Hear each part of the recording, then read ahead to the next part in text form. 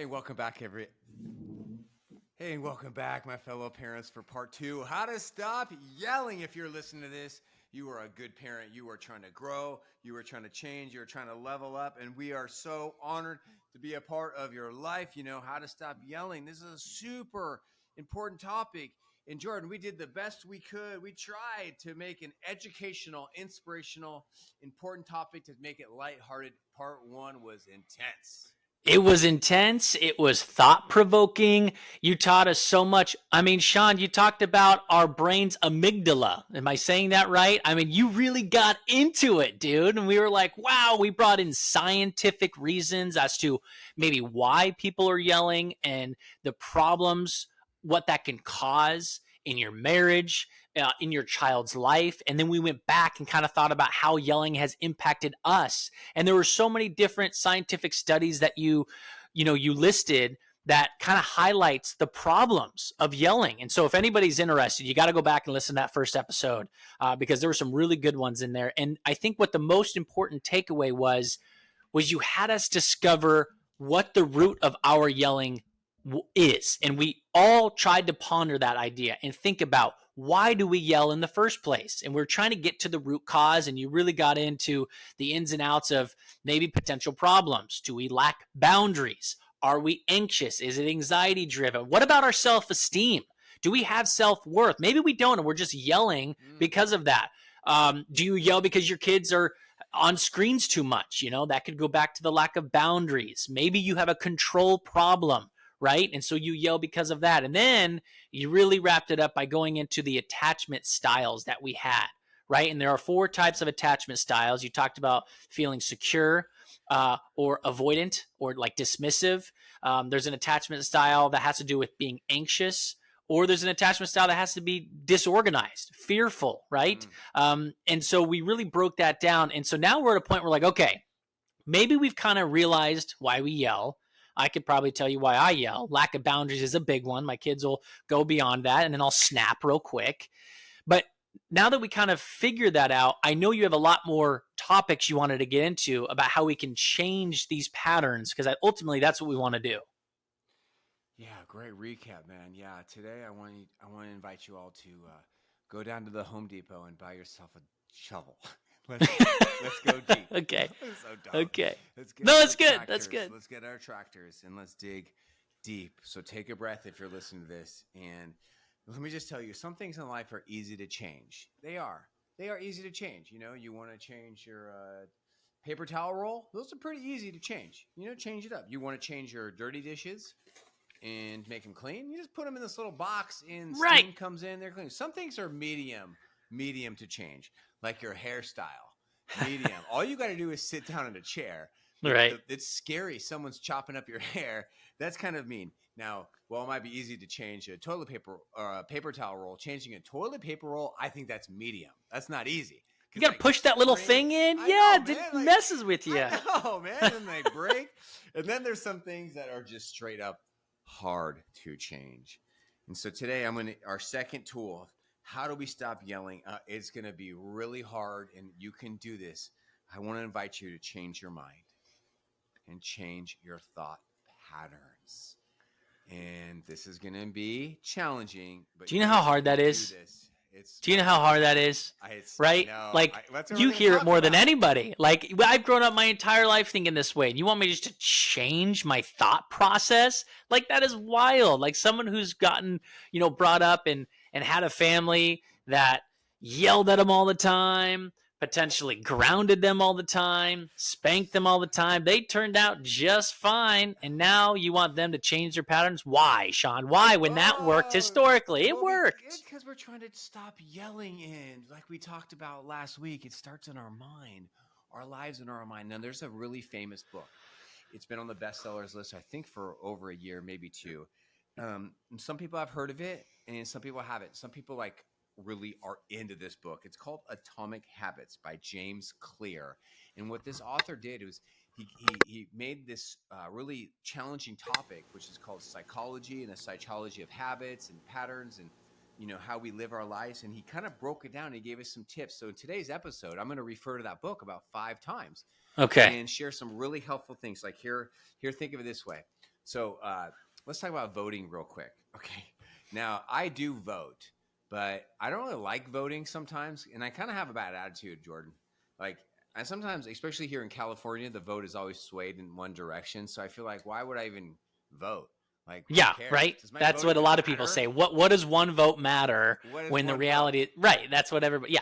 So as you think about voting, here's a quote from James Clear from Atomic Habits. Think of it this way: as we think about changing our minds, our thought patterns, why we're doing this to stop yelling, we're doing this for our kids, we're doing this for our grandkids, we're doing this for our spouses, our co-parents, we're doing this for us. Every action you take is a vote for the type of person you wish to become. Okay. I like that. Right?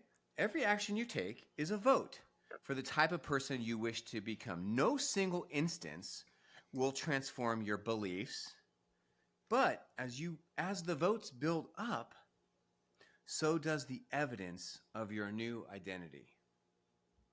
I love that. And it's going back to like I remember, scrolling through Instagram, a lot of people. My brother was in the military. Shout out to everybody who's helping Thank you. serve for our country or a first responder. But one of the famous things that he's taught is to like make your bed in the morning. Right. Oh, Like they make your talk bed. about Yeah, that a lot. yeah, Military people yeah. talk about that. And when you start with a habit right off the top, that'll snowball hopefully into another habit. So our day is a series of events and we get to choose each event. And then at the end of the day, we're either like, man, that was a great day, or man, that day was terrible. Let's start over. So you're saying we need to be thoughtful about every decision we make throughout the day to hopefully change that habit overall. So what I'm inviting you to do is like I'll probably mention this at least one more time. Remember, parenting is never about what it's about. So if you're listening to this episode and you think, oh, I've got to stop yelling, I want you to slow down and realize, okay, we're actually not really going to be talking about yelling for a bit.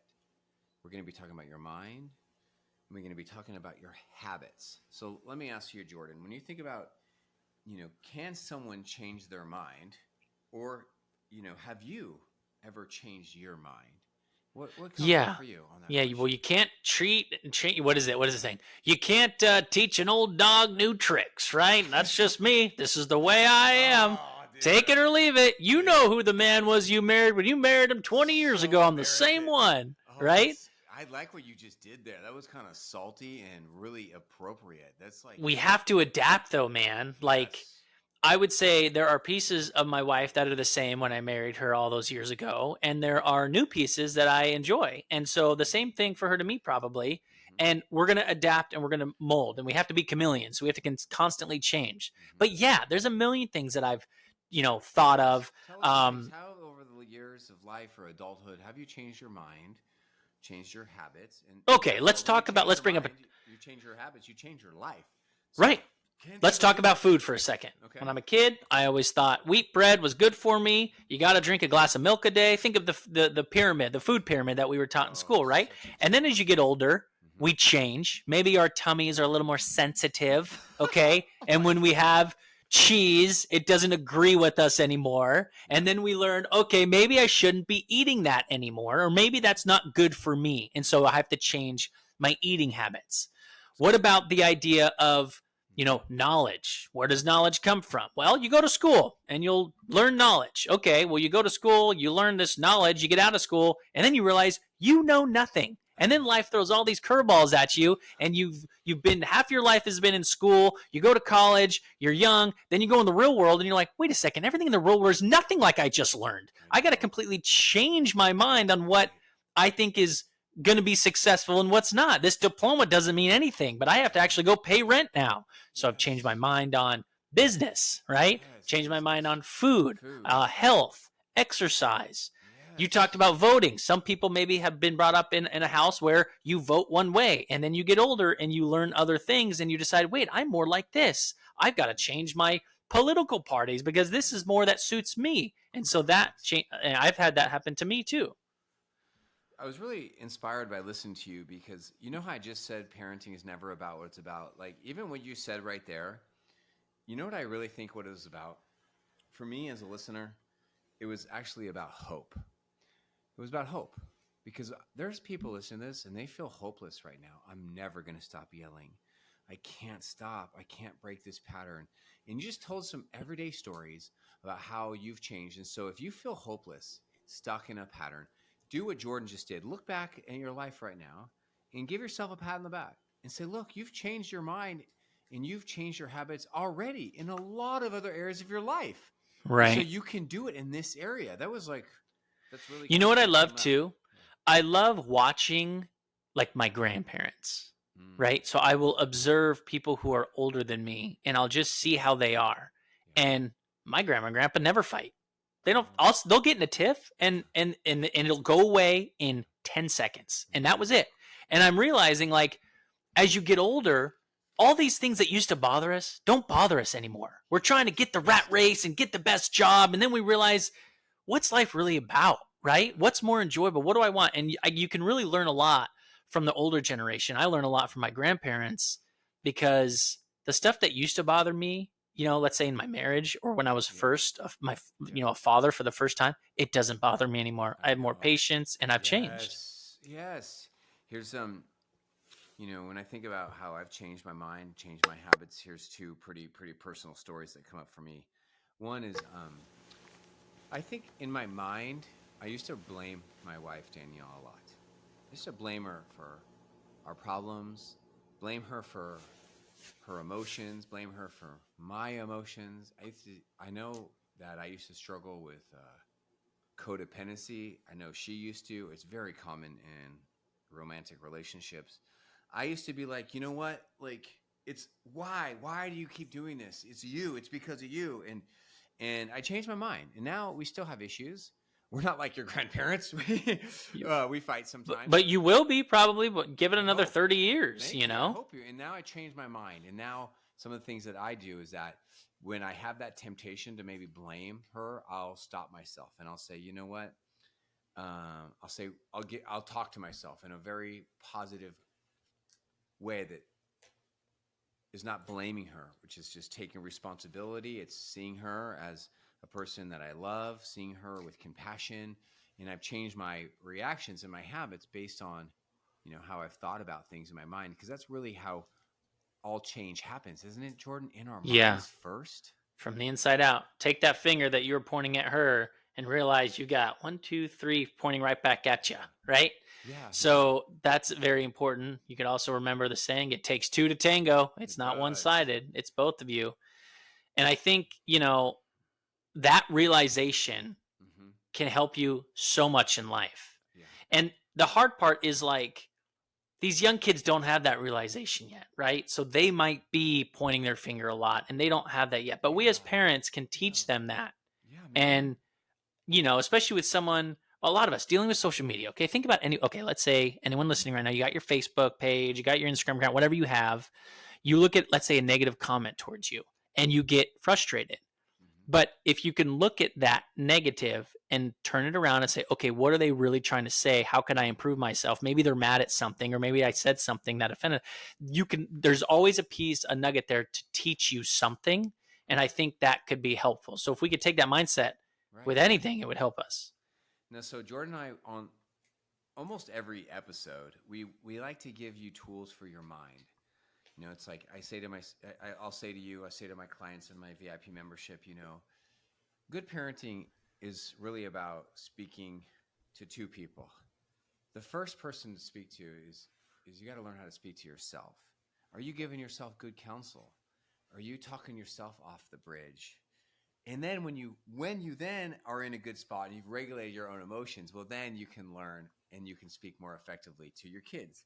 And so That's good. I'm gonna list in some things that I've seen in working with parents for uh, almost 25 years now. Things that I've learned that I think would be really helpful as you think about changing your mind, which is therefore we'll get to next, changing our habits, because that's kind of where it starts. Like I remember, here's an example. I used to have like gum issues. I'd go to the dentist and be like, Sean, your gums are bad. They're inflamed. And I didn't do anything about it. And then I just changed my mind. I said, look, I have to prioritize my oral health. And so I started flossing every day. And it was really hard in the beginning. And now I floss every night. It's a habit of mine.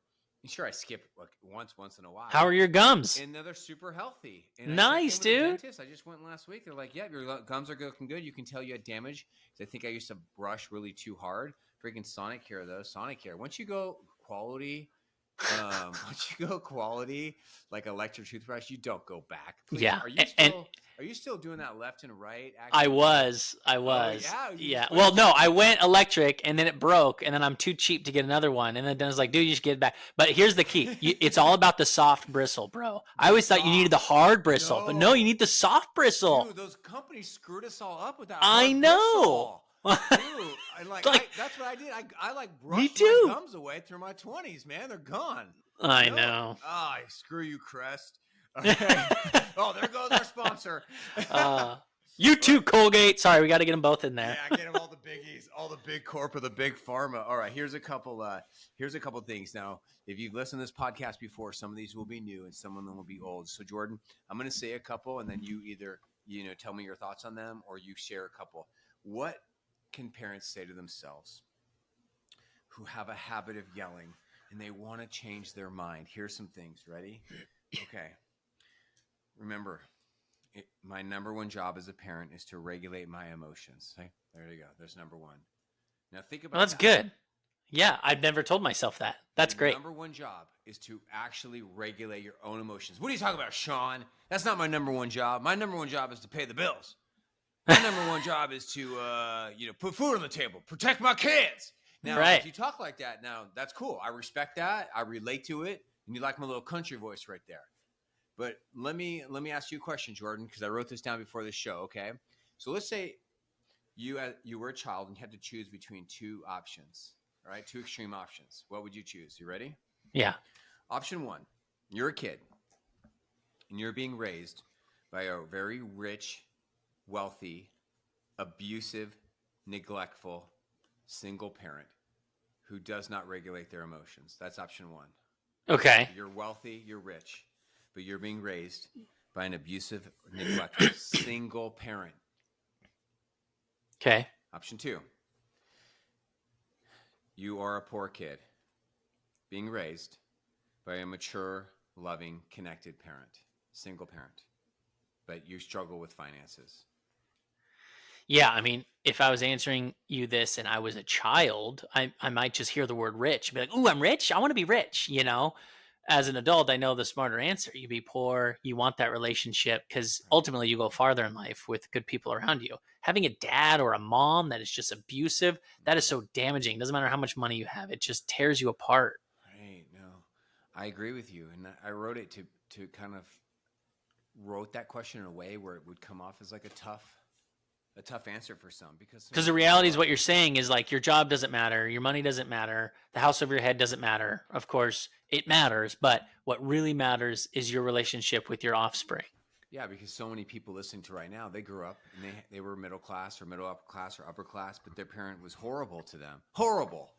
And they're like, you know what? Looking back on my childhood, yeah, if I had a choice to not being raised in that nice house, but raised in a lesser nice house, Yeah. with a healthy parent, Right. Yes, take this with a grain of salt because yes, we actually know being raised in poverty or extreme poverty, or struggling with hunger issues. Yeah, that could be very traumatic for a kid, but that's not where we're going with that metaphor. The metaphor is just this. It's just a little story about inspiring you that your kids are watching you and your job is to be the adult in the relationship.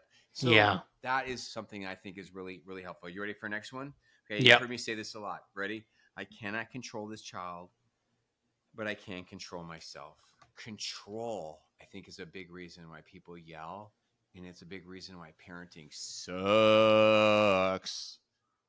I cannot control this child, but I can control myself. These are like alerts we need to set on our phone that pop up throughout the day. Put them in our calendar and it just shows up and it says these like nice words of affirmation to remind you that you can do it. Well, in his book, Atomic Habits, that's actually something that the author talks about a lot is little reminders, putting habits in your head. I have a whole bunch of reminders that pop on my calendar on the 1st of every month. And I'm not going to read them to you because they're just too private right now. But come on. Get it out there, Sean. They're private things for me to remind myself to be the man, the dad, the husband that I want to be. They're like little I love affirmations. And I love it. How about I bet this one? I cannot control this child, but I cannot control himself because if you think about it, parenting is never about what it's about. One thing yelling is about, it's about control. Yeah. You don't have it. you Right. want it, and you're using a parenting tool which has been proven to not be effective, to even Right. be traumatic for our kids, to get what you want, control. So here's the antidote to that. You say, oh, I'm about to yell. Right, but why? Because I'm not in control. Right, so what are you going to do about this? Well, I'm not going to yell. I'm just talking to myself right now because I do not have a yelling problem. Really? You don't? No.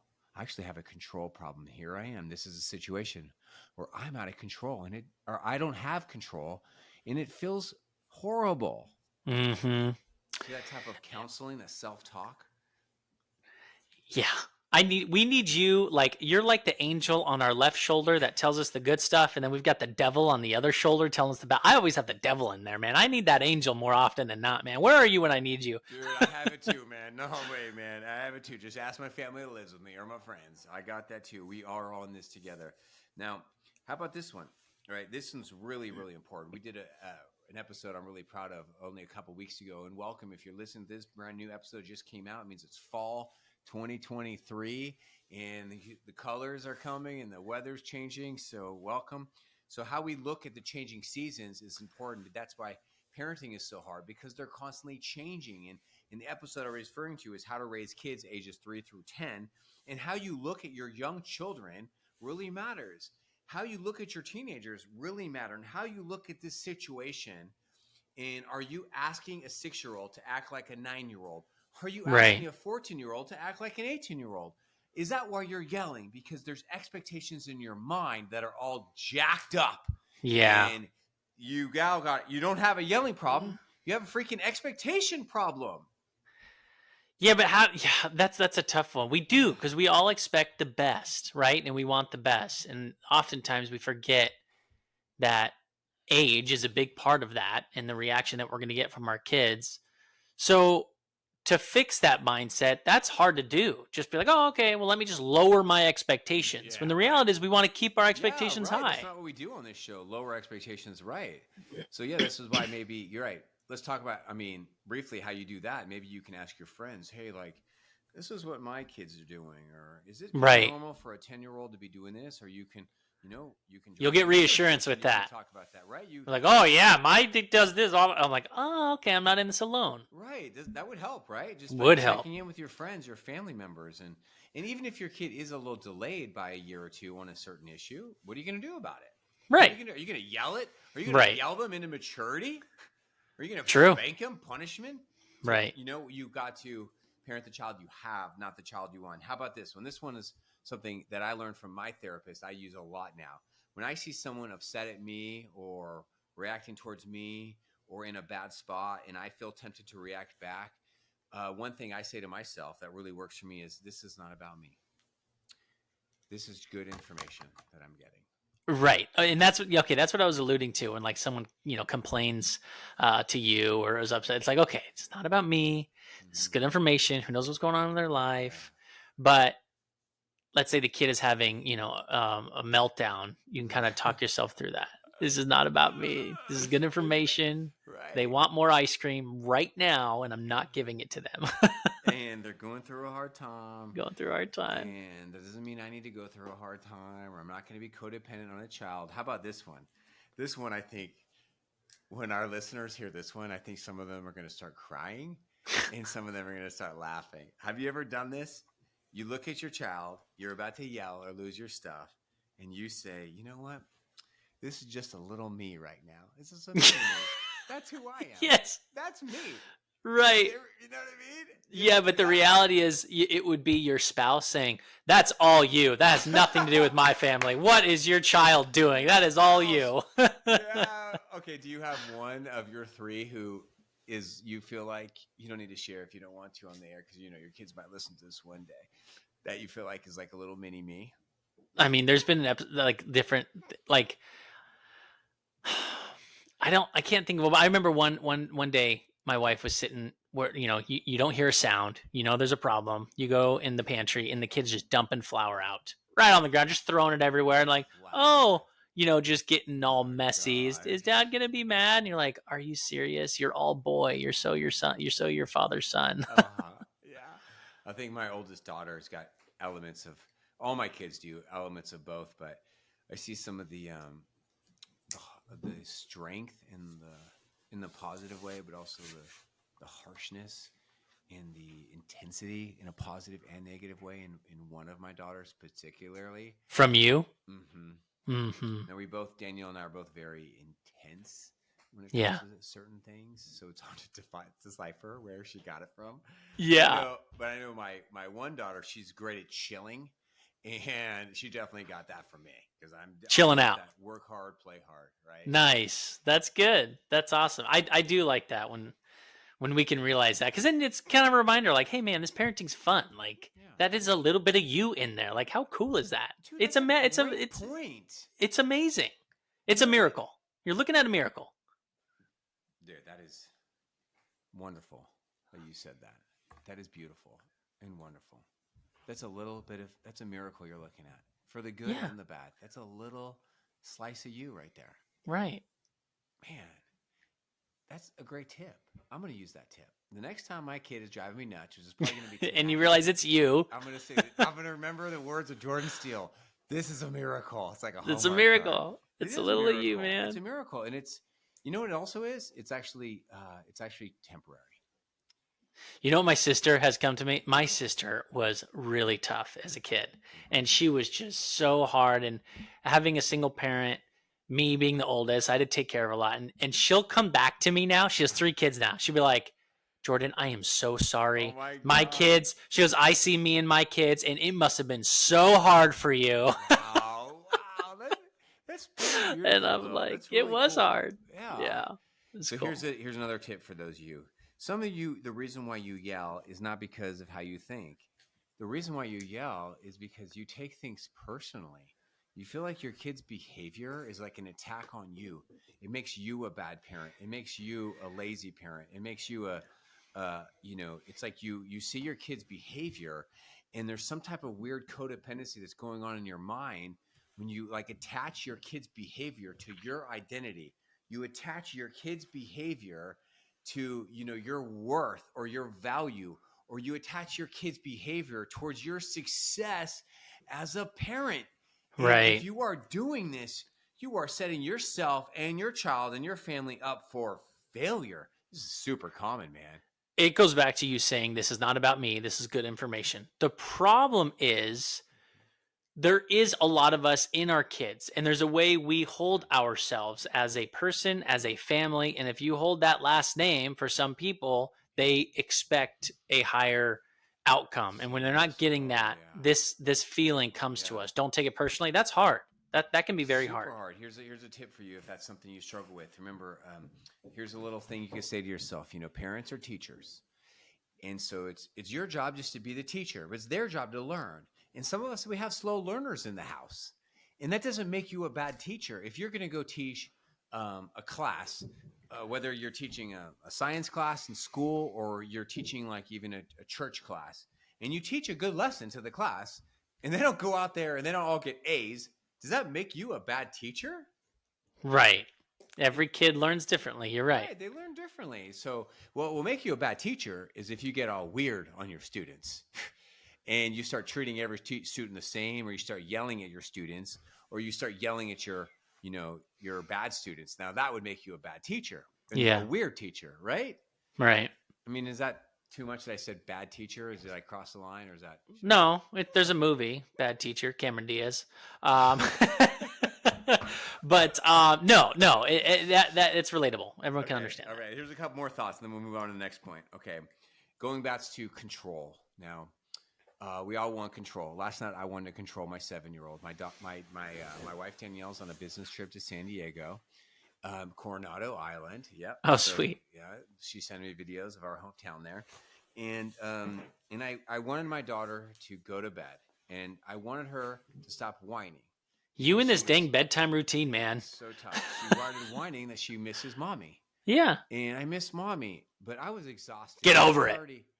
I was already like laying in bed with her. We already read a book. Yeah. And she's starting to have these meltdowns.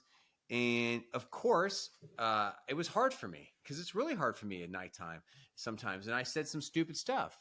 I said some stuff like, look, mommy's not coming home. You don't... It's like she's on a plane. So why are you crying about this? I mean, I said this. It's like a family coach. I have stupid moments and I had moments and I did all Hey, the just so you know, we're all gonna die eventually. Like you're just going right to, hey, mommy's not here. Okay, she's on a plane. It might go down. I don't know, but you know what? This is where we're at. Suck it up and let's move on. Suck it up. You're Like, 7. jeez. You're Right. 7. Grow up and Right. stop whining. She's on a plane. And I just, but you know what? I mean, I have those. I'm not a perfect parent. And last night I could have been more gentle. And I even said, I said, Kenzie, I need you to listen to me. And she's like, are you going to yell at me? That's what she said. She's still scarred from the last time you yelled. Right, exactly. Yes. It was like 9 months ago, the last time I yelled, and she still remembers it. And that's for a different episode. And I said, look, do you feel like I'm yelling right now? And she looked at me. She said, no. I said, okay, good. Because I was testing because my voice was going up. Yeah. And I just wanted her to brush her teeth, go freaking bed. But Right. really, it's not about this at all. Really, what it's about is I didn't have control of a child. Yeah. And I wanted control because Yeah. I wanted what I wanted. And I almost went to this tool called yelling. And I didn't, but I got close and I did other things I'm not proud of last night. Well, thank you for sharing. We appreciate it because you're human and you're just like us, and we've all been there. There's a couple other things as we wrap it up, okay? Mm-hmm. One of the reasons why we yell is because we want what we want, but we want it in the moment. So some people, they comment to me like, Sean, on my videos or my podcast, what do you mean to stop yelling? If I don't yell, nothing gets done. If I don't yell, they're not going to get in the car to go to school on time. Right. Like, right. I have to yell. It's the only Right. thing that works. So that would be an example of something as we think about your mind. Changing. Change your mind.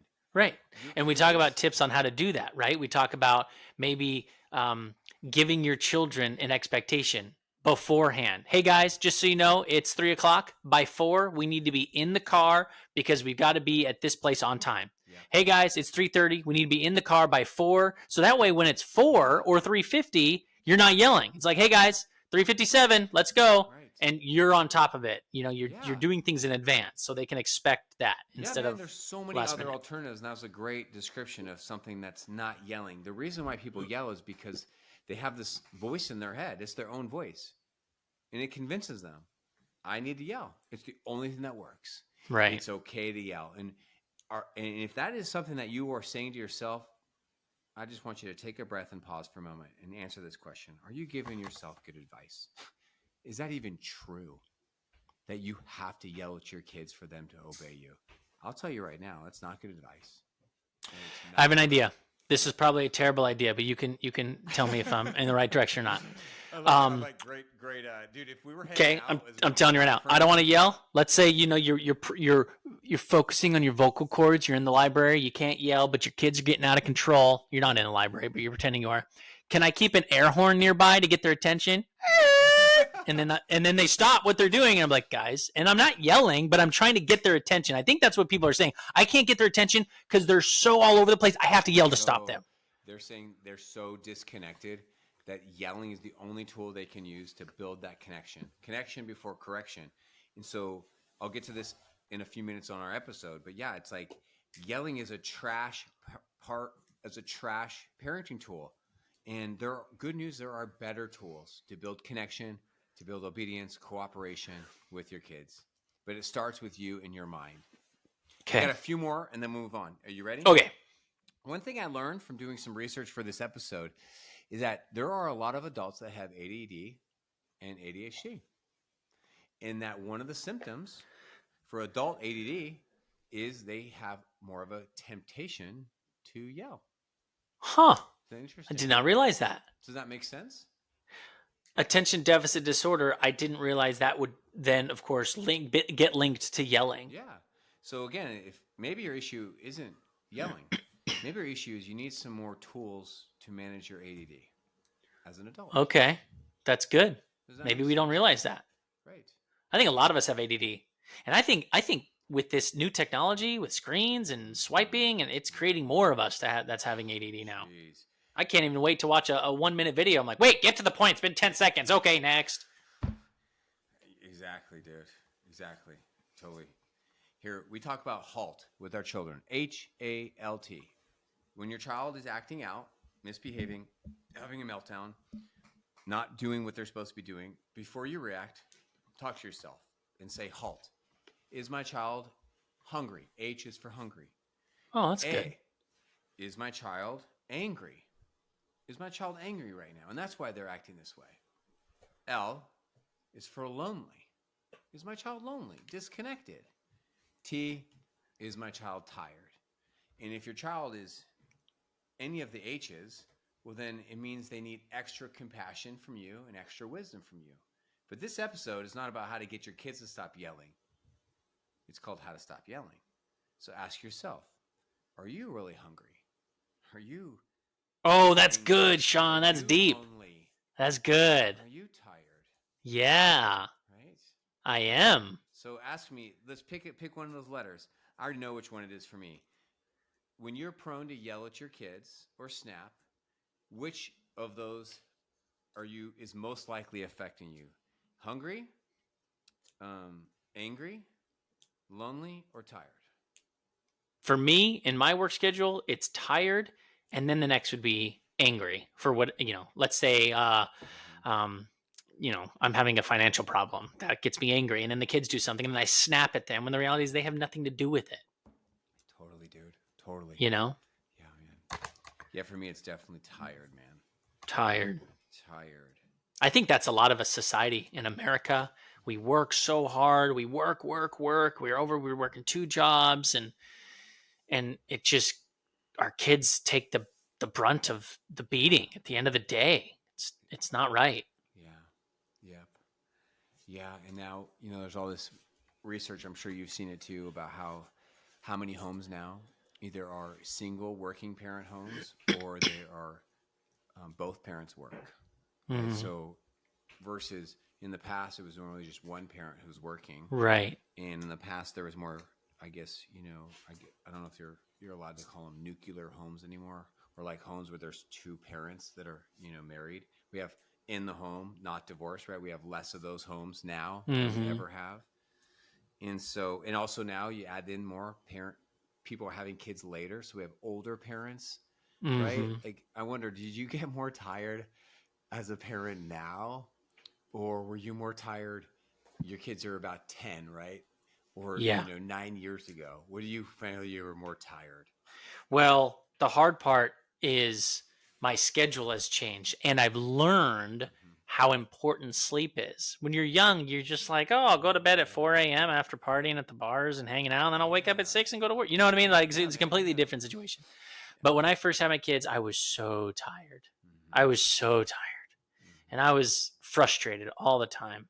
And now it's much better. I prioritize my sleep. I have a better eating schedule, and it makes me a better dad. Yeah, dude.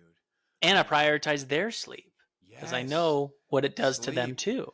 I told you that story about how my buddy was a Christian missionary in India for a long time. We met up for a beer once, and I was like, what's it like in India? And the first thing he wanted to talk about was how the kids didn't sleep. They were a mess. They were hard to be around, and they were totally disobedient because the kids didn't sleep and they didn't take naps in this, small Indian village that he was a missionary in. Wow, that's crazy. And he's like, yeah, it's like that's what the first story he told me about how challenging and annoying these freaking kids were always to be around. Yeah. Now, this one, as I got 2 more for you about how to speak to yourself. All right, because we're still on, here's kind of like 5 tips on how to stop yelling. So we're still on number 2, which is, changing your mind. Now, here is something. Have you ever done this before? You're about to yell, or you have yelled, and you say to yourself, is this triggering my trauma? Is this triggering some type of traumatic event or experience from my past? Is me yelling triggering this, or is the event you're doing prior to yelling triggering this? It's kind of like this. People yell at their kids, and the real reason why is because they have like unhealed trauma, and it's like triggering some of that traumatic stuff that happened to them in their past. And so their issue isn't yelling. The yelling is actually just the symptom of the deeper issue, which is like there are some childhood issues that still need to be worked out in their minds. What do you think about that? I mean, that's deep. That's something that you're gonna. It's not like that you could fix that on your own. You're gonna need help with that, right? How to move past something that's been haunting you for 20, 30 years. Right. But that is very wise for you to, for one, to figure out if they could figure out if that's what's happening, Like because here's that's pretty deep. like here's an example of how it might work out. Like I can probably tell you 10 examples, but that would be for a whole different episode. Okay, so let's say you're a child and your dad is in the military or a first responder. And let's say both parents are. And they raised you in a very strict authoritarian style, yelling, snapping, structure, hygiene, and We're they up just at 0700 maggot. right. Yeah. And you never ever would talk back to this parent Right. or act out why. Why Right. would you not do that to both parents? Why?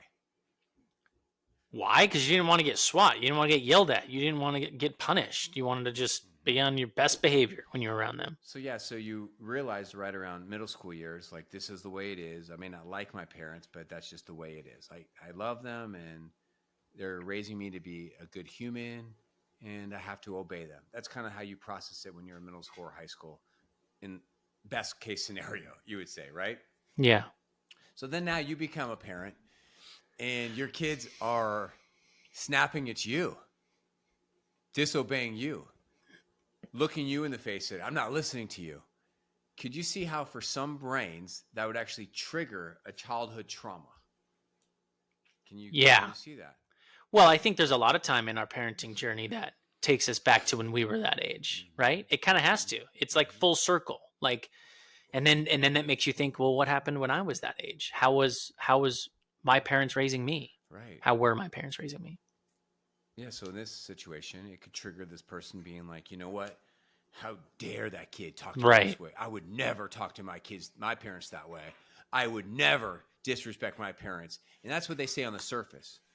But what actually happened is that you, the adult, didn't feel safe as a child. You didn't feel comforted. You didn't feel loved. You didn't feel like you had emotional freedom. And it hurt you. It traumatized you. It made you squelch your emotions and push them down. And now you see your emotional child and it's scary to you. It seems weird. It seems wrong. It's like you can't handle it. And now they're coming at you, which is just like triggering you.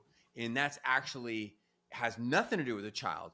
What it actually has to do is your childhood trauma and your childhood issues of how you never really dealt with or processed that it's okay for children to have emotions and they can be messy. Can you see how that's under the surface? That's right. Deep, huh? Because you weren't allowed to have emotions when you were a kid. But we all have emotions. Let's be real. I mean, we all are emotional beings, some of us more than others. And so we have to kind of get down to that fundamental idea before we can move on. How about this? I'll tell you a personal story, and if something comes up for you, please tell me one. So I think when my oldest daughter became like 14, 15, 16, some of my childhood traumas came to the surface. Can I tell you why? Please. So my parents divorced when I was like 11 or 12. And then soon after that, I moved from Northern California to San Diego, right? Right. And I played a lot of basketball, year-round basketball. And I moved in with my mom and my new stepdad. Long story short, I wrote about this in my book, more the longer version of this. But I was hoping that my dad would drive down to San Diego to visit once in a while. Maybe come to a basketball game, watch me play. Yeah. How old are you? 11? 12? Is that what you said? I was in 7th grade. Yeah. Okay. Middle school. So I was hoping that during middle school, he would come and see me play basketball or come visit me, see my new life down in San Diego. Yeah. And, all through middle school, he didn't come. So freshman year, now I'm in basketball. I make the freshman basketball team. I'm now starting on the team, starting guard. was hoping, hey, my stepdad's here, my mom's here, my grandparents are coming from Washington State. It'd be nice if my dad came to a game. Yeah. Well, then you got to unravel the divorce, and maybe that triggers him in seeing his ex-wife, and that's too tough on him, and that gets really deep, man. It might not even be about you. I mean, maybe it is. Maybe you figure it out later in life, but what I'm saying is like, Yeah. that's hard. You are going through this process as a kid. You don't know. You just know your parents aren't together anymore and they're not coming there, so you take all the blame, or the worry. So in the 6 years that I lived in San Diego, 7th, 8th, 9th, 10th, 11th, 12th, my dad came to visit 0 times. 0 times. He came to 0 games. The only time he came to San Diego was for my high school graduation. And I was happy he was there. I hugged him and took pictures with him. And so now something came up for me when my daughter turned 14, 15. I looked at this beautiful teenager girl, and I loved her. And I said, I can't wait to be in her life during the teen years. I want to be her number one fan. I want to hug her. I want to always be there for her. If she needs to be picked up, I'm going to pick her up. If she's drinking somewhere, I'm going to go pick her up. I'm going to fight for her. I'm going to mentor her. I'm going to be the best dad I can be. And then I thought, like, how could a man do this to somebody? How could a man freaking abandon his own son in San Diego and his daughter? How could any man do that to a child? Just abandoning his own freaking kids 500 miles south on Highway 5 and just leave them to be raised by another man and do that. And it just brought up rage and anger and sadness and trauma in my life. That's the short version. So in that moment when you had this realization, or maybe it was several years you had this realization, did that impact your parenting at all with your daughter? Hold on. I know it impacted it in a positive way because of what you just said. Did it impact it in a negative way at all with your daughter? I don't know. Because my trauma question is mysterious like that, It is. Excuse me as I cough. Because you could look at it as like life is happening for you instead of to you, and I'm not saying that moment was a good moment, but you took that terrible moment and changed your path for your daughter's future. Yeah, I think because you were better. Yeah, I wanted to be better than my dad, and I think I was better, and I think I am better. Of course, the totally bar's pretty low here, not much lower when you don't even call on birthdays. But I think. But you're there, and maybe Yeah, I think one of the ways it manifested itself is that I have a little voice in my head that was like, during the teen years, am I doing enough? Am I doing enough? Am I being too lazy? Am I showing up enough? Right. I know the pain of what it feels like to not show up.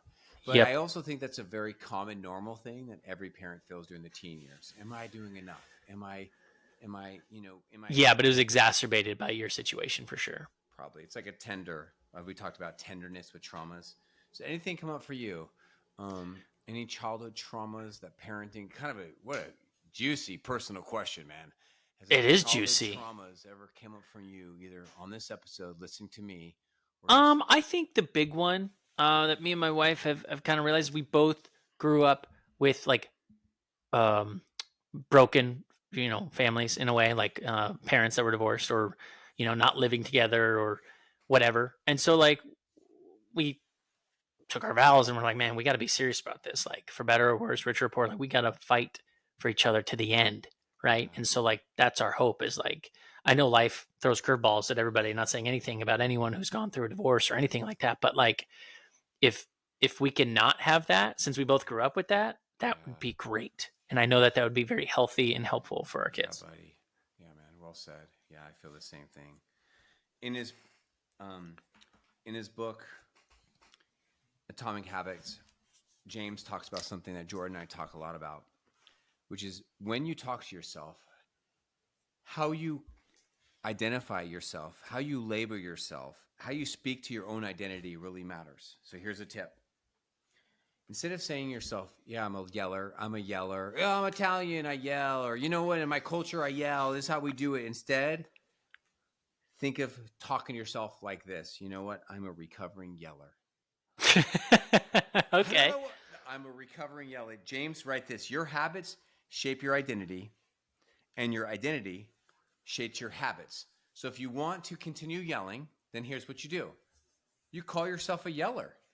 Yep, I'm a big yeller. I yell at my kids. I rage. I got a rage problem. Or you say, you know what?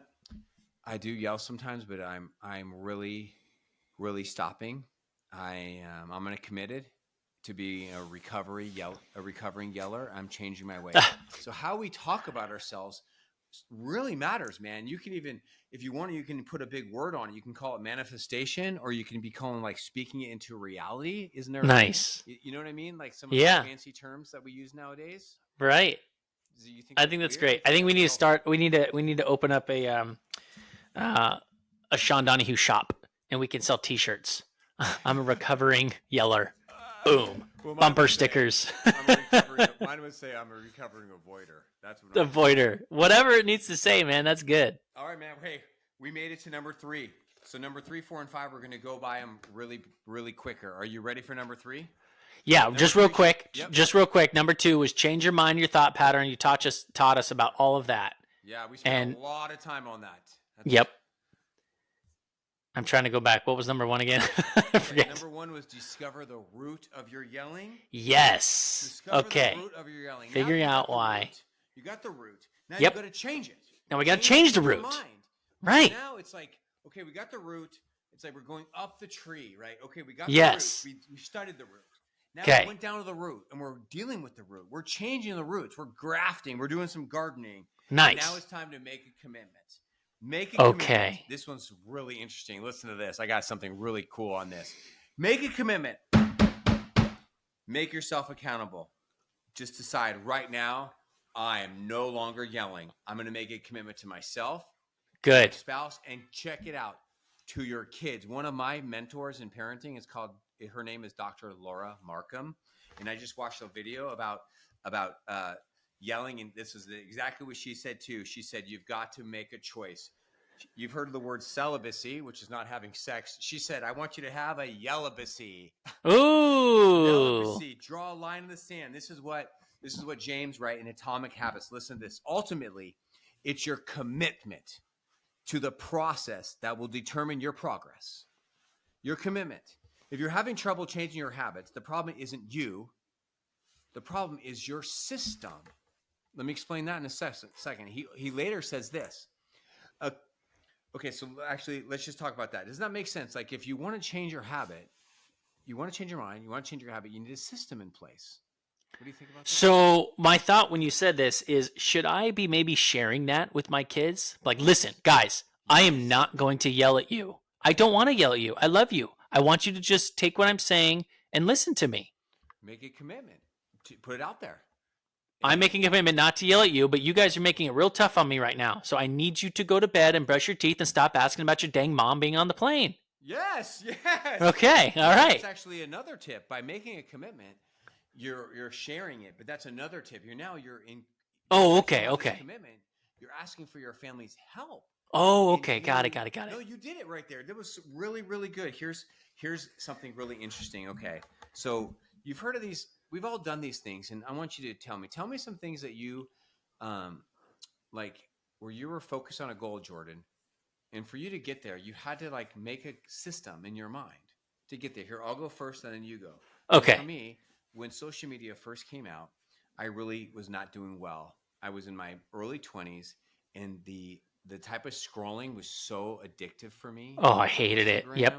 All the imagery, all the women, all the temptation, and I couldn't handle it.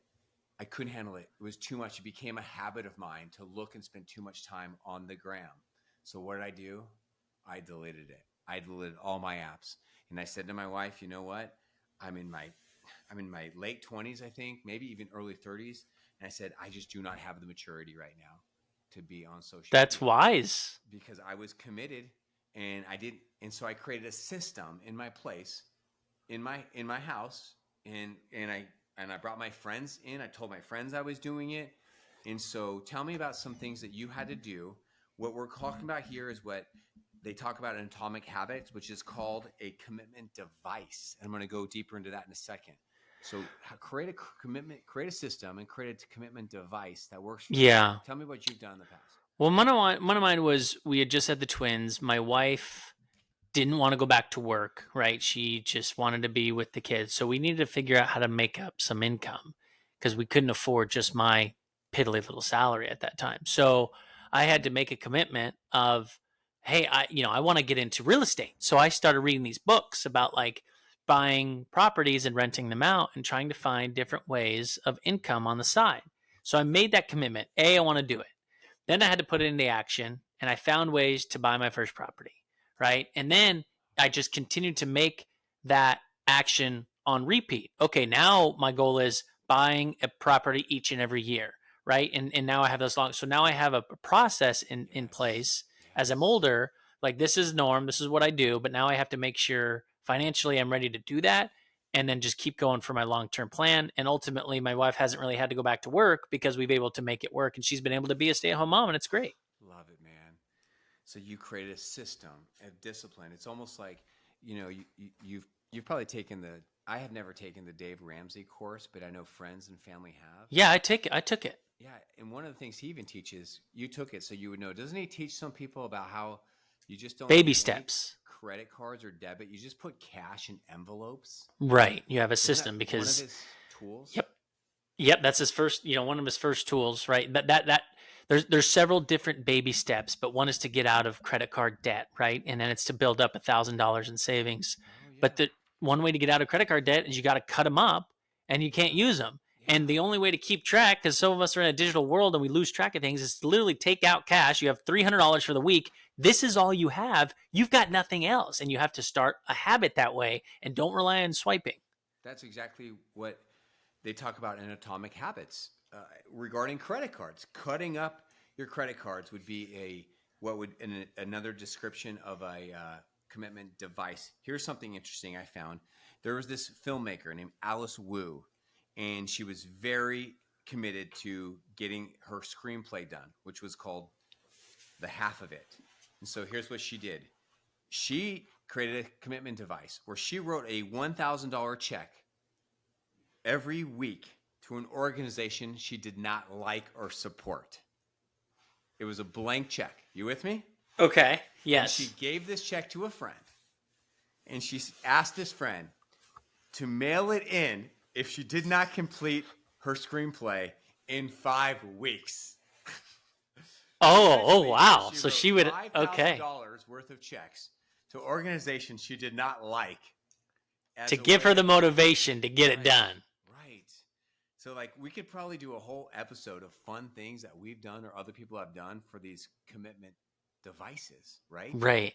You remember as a kid when you used to play like the floor is lava and you had to jump on, right? Doing little, right.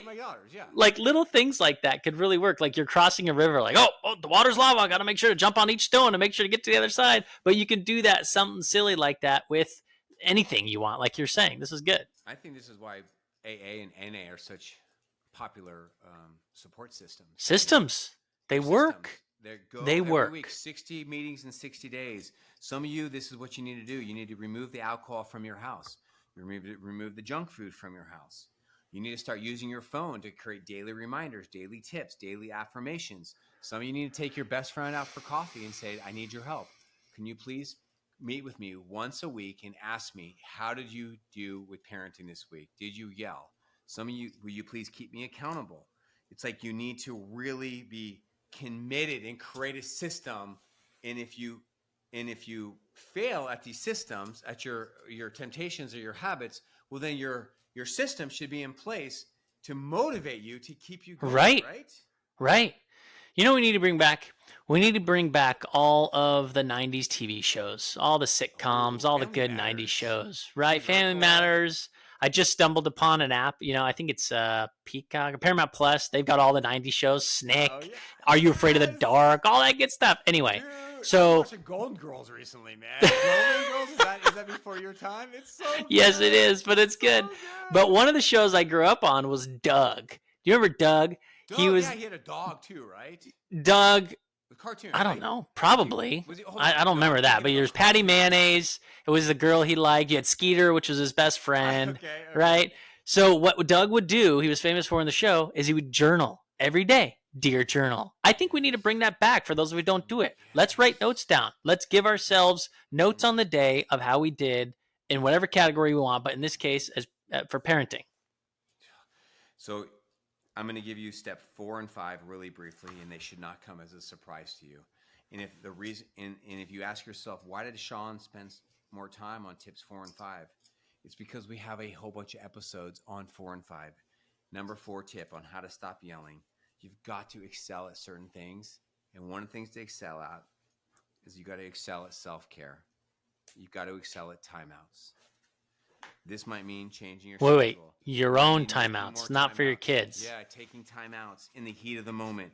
It means maybe saying no to certain sports, turning the TV off. It means taking care of your mental health more. It means what the heck is going on with you where you're getting so easily triggered around your kids? Why are you stressing yourself out so much? Who do you need to set boundaries with? What do you need to say yes to? What do you say no to prioritize your mental health and start taking time out when you get heated? This is not rocket science, man. Yeah, but it's counterintuitive, which is why so many people can't figure it out in the beginning. But that's good. We got to slow down, figure out the why.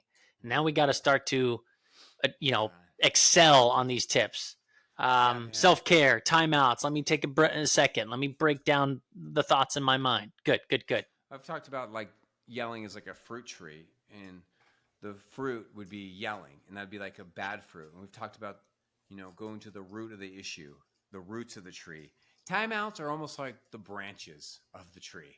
Like right before you get the fruit, good fruit or bad fruit, timeouts, self-care. Right.